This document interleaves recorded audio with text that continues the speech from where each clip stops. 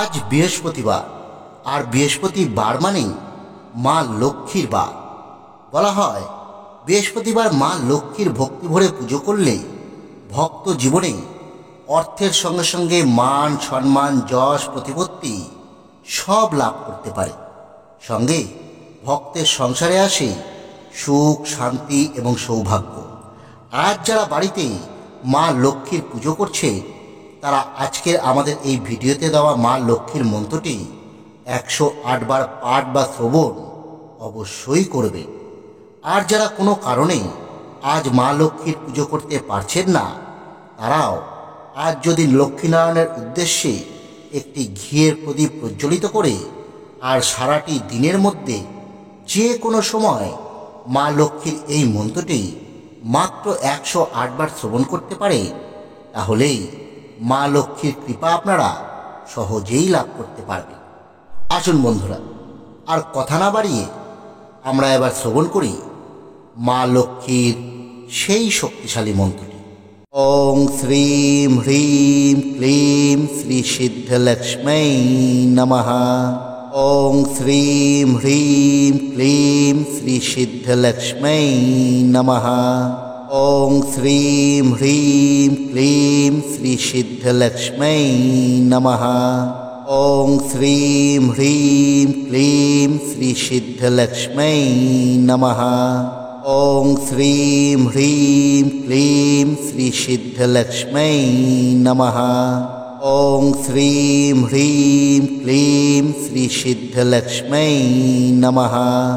ওং শ্রীম হ্রিম ক্লিম শ্রী সিদ্ধলক্ষ্মী নমঃ। ওং শ্রীম হ্রিম ক্লিম শ্রী সিদ্ধলক্ষ্মী নমঃ। ওং শ্রীম হ্রিম ক্লিম শ্রী সিদ্ধলক্ষ্মী নমঃ। ওং শ্রীম হ্রিম ক্লিম শ্রী সিদ্ধলক্ষ্মী নমঃ। ওং শ্রীম হ্রিম ক্লিম শ্রী সিদ্ধলক্ষ্মী নমঃ। ওং শ্রীম হ্রিম ক্লিম শ্রী সিদ্ধলক্ষ্মী নমঃ। ওং শ্রীম হ্রিম ক্লিম শ্রী সিদ্ধলক্ষ্মী নমঃ। ওং শ্রীম হ্রিম ক্লিম শ্রী সিদ্ধলক্ষ্মী নমঃ।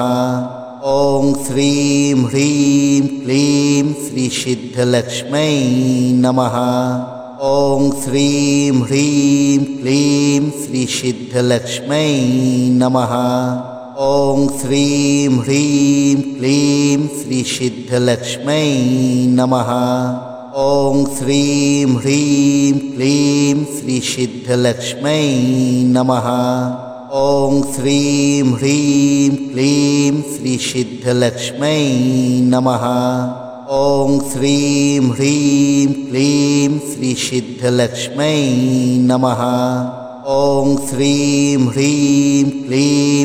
সিদ্ধলক্ষ্মী নমঃ। ওং শ্রীম হ্রিম ক্লিম শ্রী সিদ্ধলক্ষ্মী নমঃ। ওং শ্রীম হ্রিম ক্লিম শ্রী সিদ্ধলক্ষ্মী নমঃ। ওং শ্রীম হ্রিম ক্লিম শ্রী সিদ্ধলক্ষ্মী নমঃ। ওং শ্রীম হ্রিম ক্লিম শ্রী সিদ্ধলক্ষ্মী নমঃ। ওং শ্রীম হ্রিম ক্লিম শ্রী সিদ্ধলক্ষ্মী নমঃ। ওং শ্রীম হ্রিম ক্লিম শ্রী সিদ্ধলক্ষ্মী নমঃ। ওং শ্রীম হ্রিম ক্লিম শ্রী সিদ্ধলক্ষ্মী নমঃ। ওং শ্রীম হ্রিম ক্লিম শ্রী সিদ্ধলক্ষ্মী নমঃ। ওং শ্রীম হ্রিম ক্লিম শ্রী সিদ্ধলক্ষ্মী নমঃ। ওং শ্রীম হ্রিম ক্লিম শ্রী সিদ্ধলক্ষ্মী নমঃ। ওং শ্রীম হ্রিম ক্লিম শ্রী সিদ্ধলক্ষ্মী নমঃ।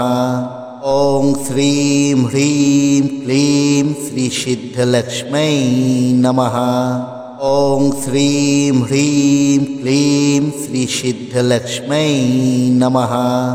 ওং শ্রীম হ্রিম ক্লিম শ্রী সিদ্ধলক্ষ্মী নমঃ। ॐ श्रीं ह्रीं क्लीं श्रीसिद्धलक्ष्मै नमः। ॐ श्रीं ह्रीं क्लीं श्रीसिद्धलक्ष्मै नमः। ॐ श्रीं ह्रीं क्लीं श्रीसिद्धलक्ष्मै नमः। ॐ श्रीं ह्रीं क्लीं श्रीसिद्धलक्ष्मै नमः। ॐ श्रीं ह्रीं क्लीं श्रीसिद्धलक्ष्मै नमः। ॐ श्रीं ह्रीं क्लीं श्रीसिद्धलक्ष्मै नमः। ॐ श्रीं ह्रीं क्लीं श्रीसिद्धलक्ष्मै नमः। ॐ श्रीं ह्रीं क्लीं श्रीसिद्धलक्ष्मै नमः। ॐ श्रीं ह्रीं क्लीं श्रीसिद्धलक्ष्मै नमः। ॐ श्रीं ह्रीं क्लीं श्रीसिद्धलक्ष्मै नमः।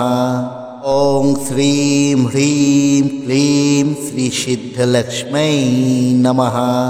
ॐ श्रीं ह्रीं क्लीं श्रीसिद्धलक्ष्मै नमः। ॐ श्रीं ह्रीं क्लीं श्रीसिद्धलक्ष्मै नमः। ॐ श्रीं ह्रीं क्लीं श्रीसिद्धलक्ष्मै नमः। ॐ श्रीं ह्रीं क्लीं श्रीसिद्धलक्ष्मै नमः। ॐ श्रीं ह्रीं क्लीं श्रीसिद्धलक्ष्मै नमः। ॐ श्रीं ह्रीं क्लीं श्रीसिद्धलक्ष्मै नमः। ॐ श्रीं ह्रीं क्लीं श्रीसिद्धलक्ष्मै नमः। ॐ श्रीं ह्रीं क्लीं श्रीसिद्धलक्ष्मै नमः। ॐ श्रीं ह्रीं क्लीं श्रीसिद्धलक्ष्मै नमः। ॐ श्रीं ह्रीं क्लीं श्रीसिद्धलक्ष्मै नमः। ॐ श्रीं ह्रीं क्लीं श्रीसिद्धलक्ष्मै नमः। ॐ श्रीं ह्रीं क्लीं श्रीसिद्धलक्ष्मै नमः। ॐ श्रीं ह्रीं क्लीं श्रीसिद्धलक्ष्मै नमः। ॐ श्रीं ह्रीं क्लीं श्रीसिद्धलक्ष्मै नमः। ॐ श्रीं ह्रीं क्लीं श्रीसिद्धलक्ष्मै नमः। ॐ श्रीं ह्रीं क्लीं श्रीसिद्धलक्ष्मै नमः। ॐ श्रीं ह्रीं क्लीं श्रीसिद्धलक्ष्मै नमः। ॐ श्रीं ह्रीं क्लीं श्रीसिद्धलक्ष्मै नमः। ॐ श्रीं ह्रीं क्लीं श्रीसिद्धलक्ष्मै नमः। ॐ श्रीं ह्रीं क्लीं श्रीसिद्धलक्ष्मै नमः। ॐ श्रीं ह्रीं क्लीं श्रीसिद्धलक्ष्मै नमः। ॐ श्रीं ह्रीं क्लीं श्रीसिद्धलक्ष्मै नमः। ॐ श्रीं ह्रीं क्लीं श्रीसिद्धलक्ष्मै नमः। ॐ श्रीं ह्रीं क्लीं श्रीसिद्धलक्ष्मै नमः। ॐ श्रीं ह्रीं क्लीं श्रीसिद्धलक्ष्मै नमः। ॐ श्रीं ह्रीं क्लीं श्रीसिद्धलक्ष्मै नमः। ॐ श्रीं ह्रीं क्लीं श्रीसिद्धलक्ष्मै नमः। ॐ श्रीं ह्रीं क्लीं श्रीसिद्धलक्ष्मै नमः।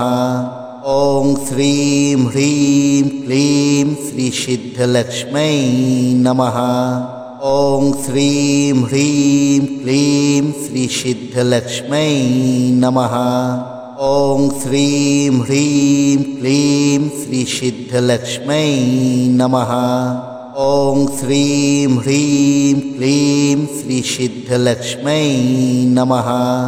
ॐ श्रीं ह्रीं क्लीं श्रीसिद्धलक्ष्मै नमः। ॐ श्रीं ह्रीं क्लीं श्रीसिद्धलक्ष्मै नमः। ॐ श्रीं ह्रीं क्लीं श्रीसिद्धलक्ष्मै नमः। ॐ श्रीं ह्रीं क्लीं श्रीसिद्धलक्ष्मै नमः।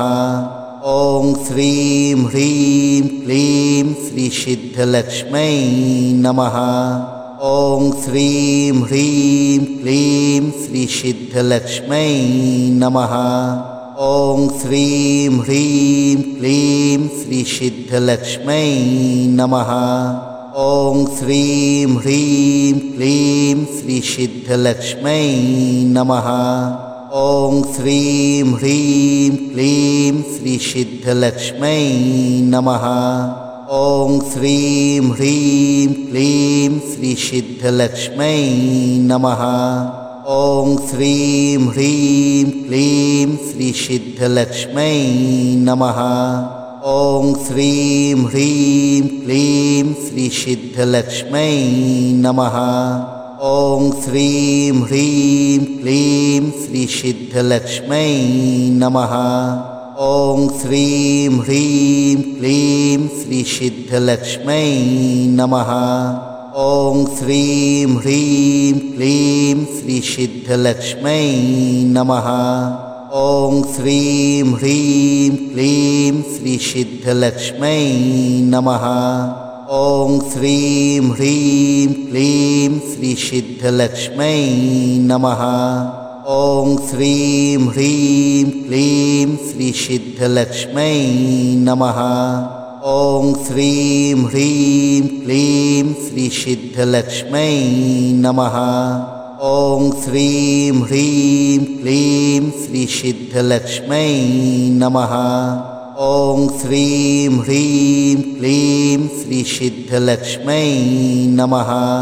ॐ श्रीं ह्रीं क्लीं श्रीसिद्धलक्ष्मै नमः। ॐ श्रीं ह्रीं क्लीं श्रीसिद्धलक्ष्मै नमः। ॐ श्रीं ह्रीं क्लीं श्रीसिद्धलक्ष्मै नमः। ॐ श्रीं ह्रीं क्लीं श्रीसिद्धलक्ष्मै नमः। ॐ श्रीं ह्रीं क्लीं श्रीसिद्धलक्ष्मै नमः। ॐ श्रीं ह्रीं क्लीं श्रीसिद्धलक्ष्मै नमः। ॐ श्रीं ह्रीं क्लीं श्रीसिद्धलक्ष्मै नमः।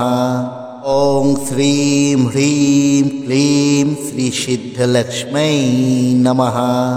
ॐ श्रीं ह्रीं क्लीं श्रीसिद्धलक्ष्मै नमः। ॐ श्रीं ह्रीं क्लीं श्रीसिद्धलक्ष्मै